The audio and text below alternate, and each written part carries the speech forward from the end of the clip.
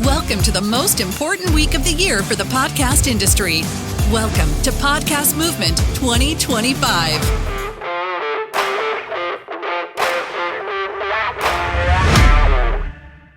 So good morning, everyone. It's great to see everyone here at Podcast Movement. My name is Frisbie, and I run the global AdsWizz and Simplecast business. For those of you who don't know what we do, we provide technology to creators and podcast networks for distribution of content, analytics, and monetization solutions. And we are here today to talk about the evolution that is happening in our space, where podcasters are becoming YouTubers and YouTubers are becoming podcasters, and more creators are offering their content in a multi-format manner across audio, video, live events, runs the gamut in terms of opportunities for them to really distribute their content and also make money off of doing that. So we're here with great two guests to talk about this topic. I have Gabe Tartaglia at the far end, who is the VP of Podcast Sales at SiriusXM, and then Josh Weinstein, who is the CEO of Sonoro, which, if you haven't heard of them, is a major multicultural podcast network in the space. So we couldn't have two better guests to talk about this topic. I mean, anyone who is here is super lucky today, for sure. So we will dive right into this and talk about really this forward-looking panel about, how do we help creators in a multi-channel world. So as networks, how are you thinking about helping creators from a multi-format perspective?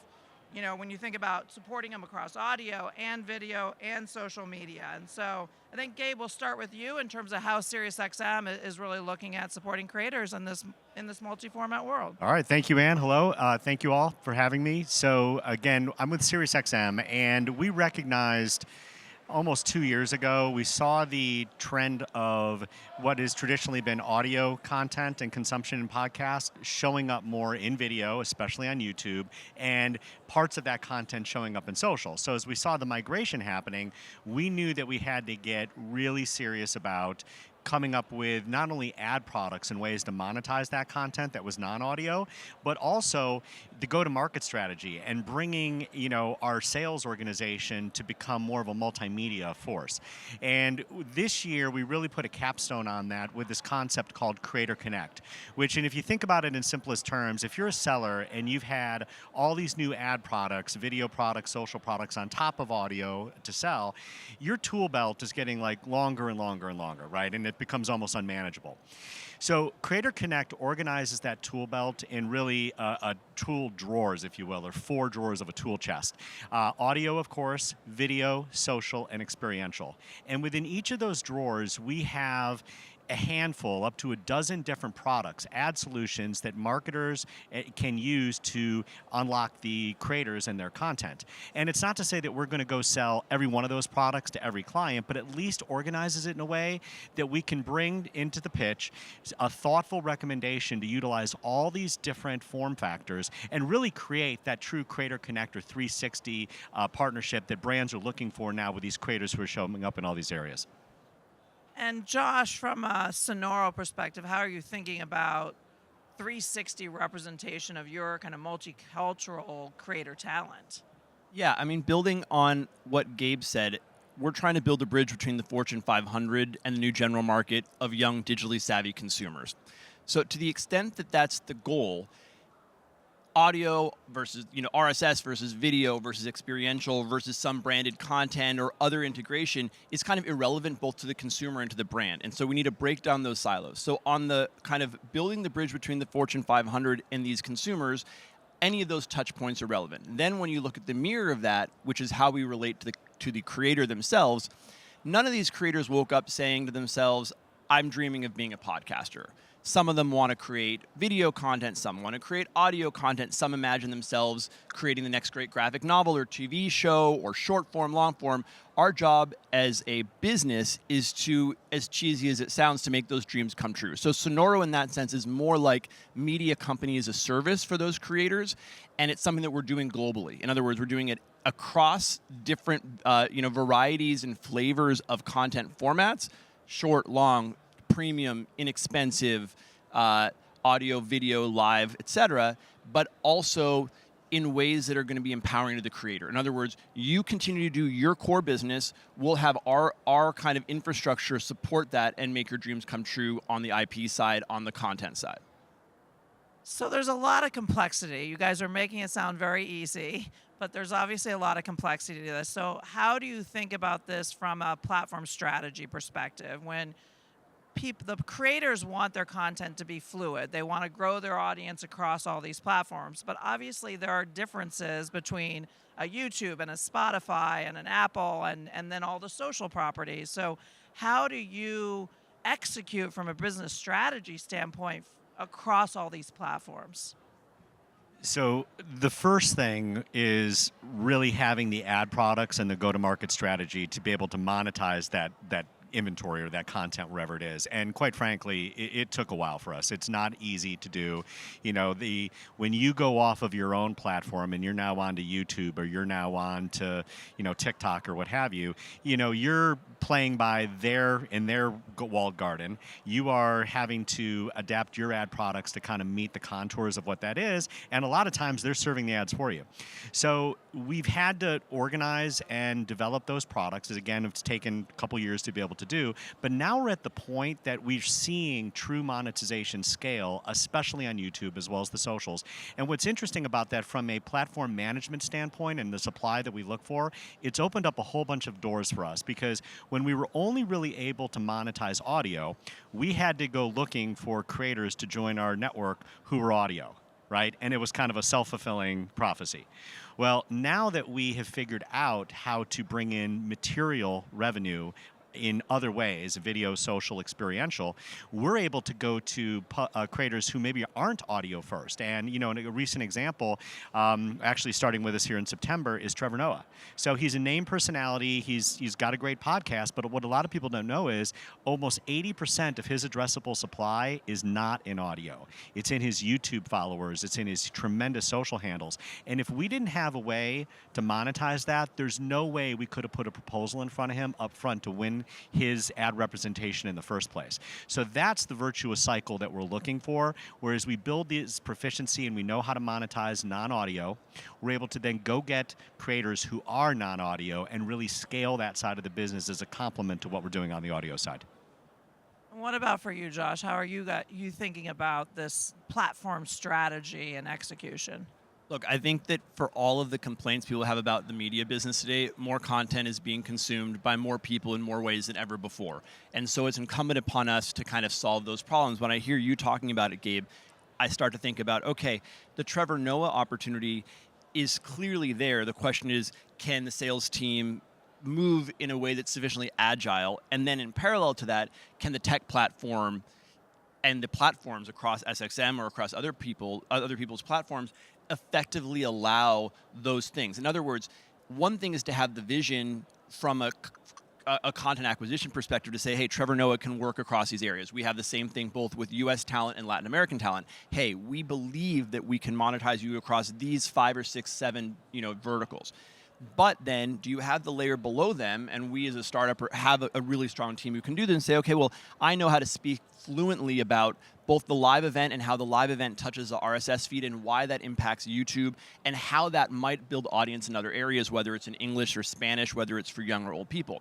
I think that next layer that's most intriguing to me once you solve the human problem is the tech problem, right? In other words, what you don't want at a company like ours, small, or like yours, big, is to have additional layers of complexity where when you're trying to serve one of our top creators, or Trevor Noah for that matter, that there's a lot of ambiguity around, well, this is optimized for the RSS versus this is optimized for YouTube, and this needs to be served programmatically, but this involves an integration in a live event. And so we are very focused on how to integrate those higher touch pieces of the puzzle, and I'm expecting that technology is not going to replace these. In fact, the sales component is getting more sophisticated and higher touch, but needs to be powered by a more robust sort of set of tech tools, which I think we're either using from partners like yourselves or starting to build internally as well. Okay, so Josh actually brings up 2 good points. First, I will just say from an AdsWizz perspective, this is why this discussion is so valuable for us, is we know we have to evolve our platform to support creators. That's our core mission, is support these creators and podcast networks. And so we will add like YouTube distribution, video analytics into Simplecast, right? So it won't just stay an audio platform. It'll give businesses a better way to look at that content consumption. But the other thing you bring up, Josh, is discoverability and audience growth, right? That as you move to these other platforms, are we seeing that? Is it incremental growth? Is it cannibalization of audiences? Like, what are you guys seeing from the creator side? We actually have been pleasantly surprised that when we put, for instance, full episodes of a podcast up on YouTube with camera on, we don't see the cannibalization coming from audio for the most part. We actually see net new growth because YouTube's algorithm is surfacing that host and that creator and content to a bunch of folks on platform who maybe had never even heard of the podcast. And if you give them a taste of it, if you give them exposure to it, some of them will convert. So we've actually seen a good synergy there where audio plus YouTube actually equals a greater good than just a cannibalization over from audio to video. That's super interesting. I mean, you have 2 billion daily active users on YouTube. It's such a powerhouse. And this can really be something to help podcasters with audience growth and discoverability, which is super interesting to hear. I think the question then is, how do you earn the right to retain that creator relationship? In other words, you package the content, you monetize the content across different verticals.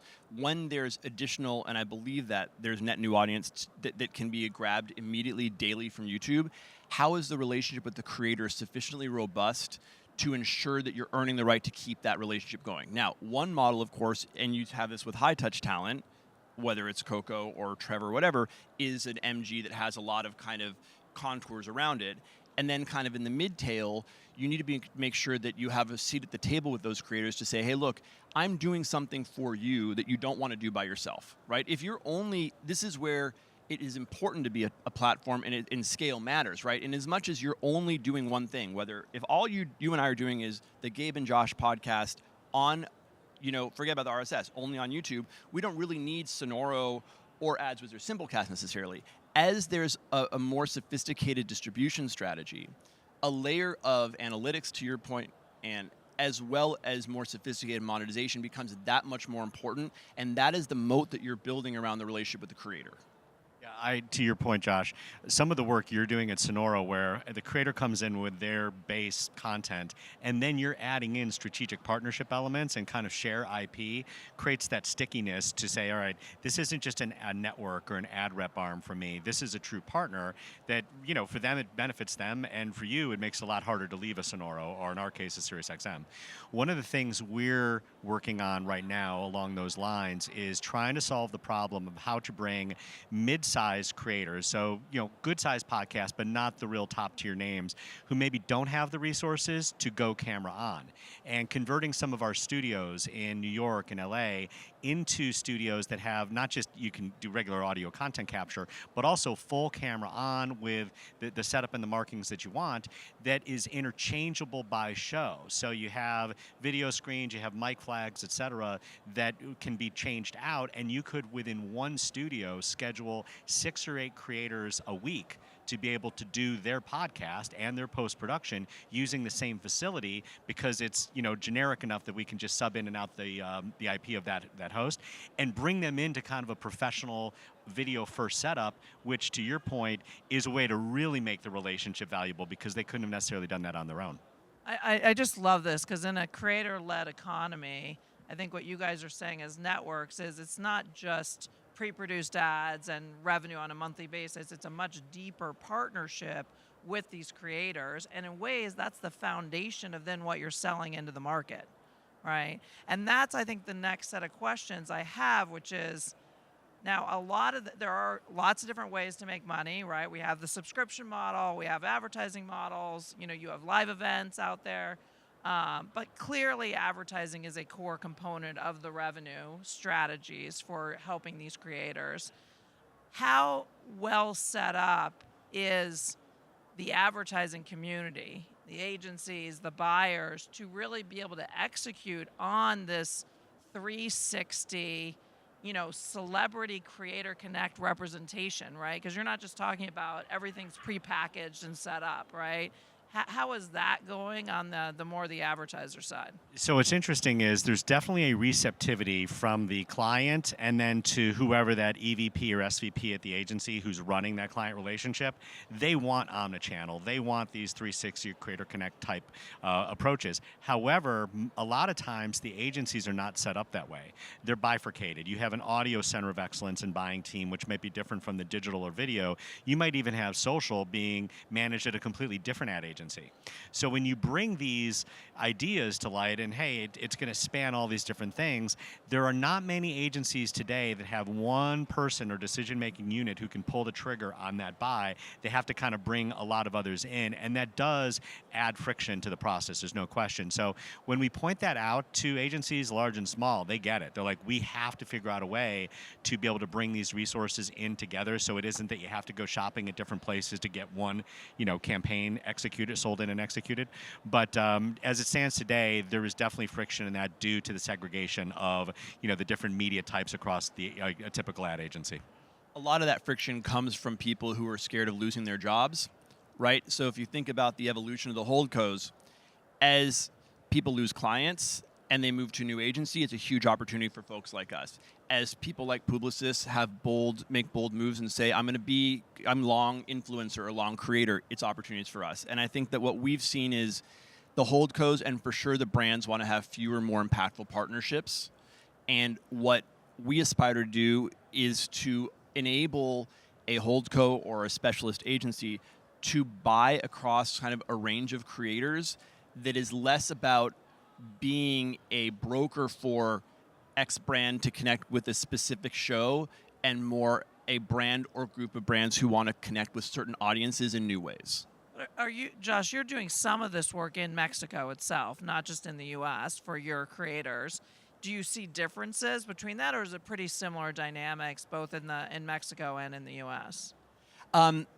One of the things that's so interesting about the creator economy and kind of the evolution of the RSS in particular and YouTube is that things are borderless, right? So like in an old world where the three of us would start a company and say, let's build a radio station. First of all, like we're not going to get licensed in Mexico. We're not going to even have government approval or even in Texas for that matter. So what is so amazing is that you can be a guy in a garage in Los Angeles or in Mexico City or in Bogota for that matter, you can put up a piece of content and for almost zero marginal cost can be served everywhere, right? And so that was the first step of, well, how do you build a global audience? So the global audience is actually there.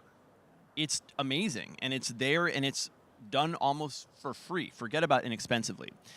In Mexico, in Latin America, it's more of the Wild West, but there are other incumbents that make it difficult for you to sort of transact in the siloless way, right? So I think we're fighting a similar battle in different ways in terms of trying to collapse the silos. But I think that, going back to what you said at the beginning, Gabe, the brands and the creators need to transact in an omnichannel manner. And so in Latin America, we have even more of an emphasis on social, even a stronger emphasis on live, but seeing that those things are serving each other, right? In other words, they're integrated so that when we worked with Mercado Libre last week across 7 different live events in the U.S. and Mexico, but that was packaged with an RSS buy and a YouTube buy. And we're seeing more and more of that every day. Yeah, it's interesting because you guys are touching on 2 challenges on the buy side. One is the silos within the agency, and 2 is globalization, right? That it's not necessarily limited to one market anymore. And those factors almost multiply each other, right? It creates this almost a matrix because you think, all right, I've got ad products as the rows and countries as the column. And each one of those cells in the matrix become, what's my solution there? And you were talking a little bit earlier about sales as a challenge. It's becoming much more complex. How do you bring that to bear and be effective at it? Adding those, challenges creates a whole different level of complexity to try to seamlessly execute, and that's something, Ann, you and I work on almost day to day because you think you've solved it for a country or an ad product, but then the next one is a whole different battle to go after. I mean, at least on the AdsWizz side, because we have a global platform, we are seeing more buys cross borders, cross countries. I used to think buying globally was sort of a myth. It was a concept, right? But now you are seeing more and more, I think, brands realizing that they have to have a group of people that really try to look at things more globally. And I guess that's one question I have for you, Gabe, or maybe even for you, Josh, is if there's challenges on the agencies as they try to organize in this new creator-led economy, how much are now the clients themselves really having to get involved and are more hands-on in some of these buys? So we have seen some of our biggest podcast spenders, the client themselves is extremely hands-on. You know, we have big streaming platforms, we have our satellite platform, we sell a lot of different ad products, but clients who recognize kind of that, you know, hand-holding nature of podcast and the relationship with the host themselves, not just you buying media. And as a client, if you can roll up your sleeves and get involved in that, the outcomes can be fantastic. You're able to do true brand integrations. You're able to punch way above your weight class in terms of what you spent versus the results that you get. And it does, at the end of the day, cut through the agency. We're not going to go around the agency, but that client knows what they want and is going to drive the agency to say, I want you to transact it this way because I'm directly involved versus you just go do it. So that's one of the real benefits of podcasting. And if you can get a client who rolls up their sleeves and gets into it, the outcomes can be fantastic. I think increasingly you're seeing some of these tech-enabled businesses, let's think about businesses like Uber, businesses like Airbnb, starting to spend very aggressively and creatively. So I think that those companies have in their DNA a mandate to transact more efficiently, even if you're still working with the agencies. So I think the agencies, the relationship and the role of the agency is evolving on both sides of the border. When you think about Latin America, you know, the size of the prize is massive. And just like you see a kind of like a skipping over technology in certain countries where you'll say, well, we never had linear TV or we never had landline phones. I think you're going to see a similar thing in Latin America here, which is, you know, for AdsWizz to have built in a if we talk about the satellite business, what would it have taken to have a dominant position in Latin America? Hundreds of regional offices, dozens of relations with OEMs. Like today, with the right business development function in 5 or 6 cities, you can have a massive platform, right? And you're not talking, I mean, at least in our corner of this ecosystem, look, there are 500 million people in the world who speak Spanish. There are more native Spanish speakers on this planet than native English speakers. Who's going after those people? And here, you know, previously it was very difficult to do that from a regulatory perspective. But today, like, we can sit here in Dallas in the hotel room and make massive headway combining kind of like the higher touch piece on the ground with the tech platforms in a way that can be quite value add for all the brands and obviously for the consumers too. I love this worldview, right? Because I think what we're saying is we want to really help and empower creators to be able to achieve those dreams, make the world in a lot of ways a smaller place, and make it more impactful for clients and advertisers to really be able to embrace that celebrity, that influencer, right? And have that reflected. So it gives me a lot of hope what you guys are doing. So is there anything else you want to share with this audience? And otherwise we'll dig into some questions. You know, I will say if you're working for a publisher listening to this and say, all right, I want to be video first, understand, as you talked about earlier, it's not easy. We didn't wake up, you know, one morning and say, we're just going to go get Trevor Noah and we're going to, like, all of a sudden be experts at selling video. We could actually draw a line from almost 2 years ago when we picked up SmartList, which is a fantastic show, but due to the nature of our relationship with the host, it's primarily audio first. So that's a, like, true audio play. And then all the different acquisitions SiriusXM have had in that last year and a half since. Unwell with Caller Daddy, Stephanie Sue with Rotten Mango, who's a terrific social influencer, Fantasy Footballers, who's in their heyday right now during the beginning of the season, who's very much video first, then to Trevor Noah. You could really draw an entire continuum of the evolution of the content we went to go get, that and what the profile of it was, going from primarily audio to true multi-channel as our basically sales chops ramped up to kind of meet that requirement to go get that show in the first place. So that's probably one of the most important takeaways I always have a strategic vision of where you want to go, but make sure you're taking it step by step. You're proving each point along the way that you could do it, and then you go a little further with the next deal, et cetera, to the point that you are truly a video first, in a way, sales organization. I think for me, Gabe, like when you talked earlier about the studios in New York and LA, there's this interesting bifurcation. On the one hand, we talk about tech and scale and how do we rapidly build these businesses globally with robust infrastructure. On the other side, like the complement to that is having this high touch moment where, like, it reminded me of my Disney days, which is like the magic happens in the green room, right? Like, it's not just that these creators are going to come in and share your space and use this as an Airbnb of sorts to have, free studio space. It's also about the interpersonal connectivity. It's about being there. It's about sharing, a whiskey with someone before they're recording. And I think that is going to build an important set of relationships for companies like you guys. And certainly we see it in versions we've been doing for the last 5 years in Mexico. Just that high-touch, personal, in-person element complemented by this kind of robust tech platform. Super interesting, yeah. And I think both of SiriusXM and Sonoro, I think you guys are participating in this and seeing this because you do have so much a creator partnership DNA. And I think not all companies have that DNA, and I think it does take a special company to have this level of trust and partnerships with really top talent all around the world. So anyway, I turn it over to questions from the audience. We have very smart people here to answer any, so.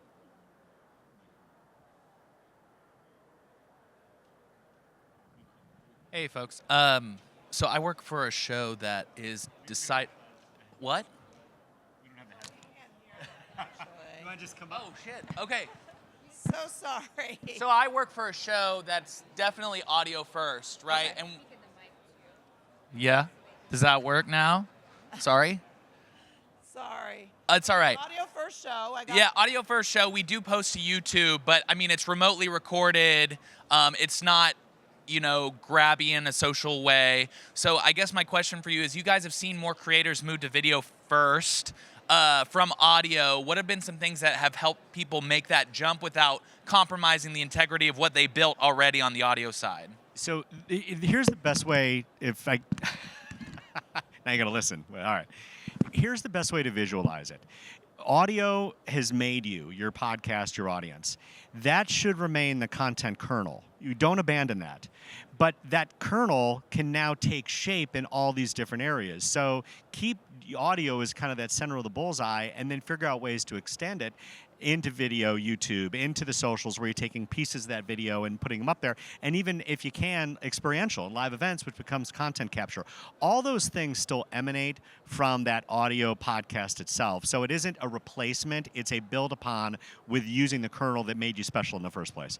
And I will say on the AdsWizz side, we definitely have major publishers that are massively talented who have really stuck to audio because when they tested video, they weren't that successful. So I do think this concept he's giving that it's not a replacement, it's not everything. It may be some special things that you do in video that are just additional rather than I'm becoming a video company, I would add one thing. I didn't hear kind of the adjective you used, but it suggested that maybe your creators or your partners don't feel like the format lends itself to video. And what I would say is this.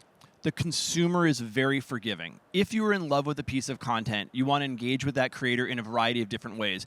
And setting the bar so high as to say, well, if my show doesn't look as good as the Trevor Noah video version or the Conan video version, I'm not going to do it.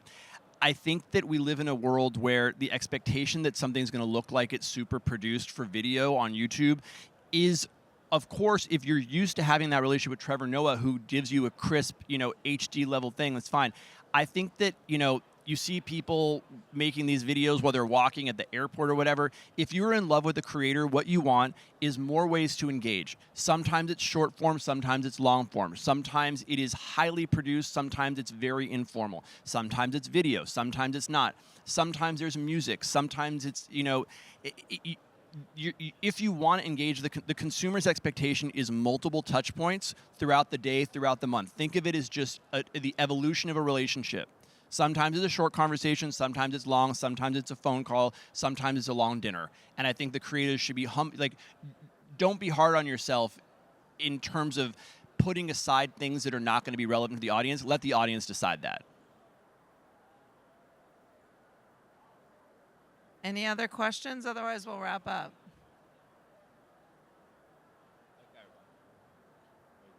I know he has a question too. Do you have a question? No? Okay. He's not sure how to ask his question though, so that's the challenge. We didn't contemplate the headphones when the Q&A. I guess we needed headphones. We're happy to talk. Oh, cool. You could read, and then just give us. Okay, now we can hear you, I think. Do you have a question? I think if you speak now, I'm going to be able to hear you. He needs a microphone.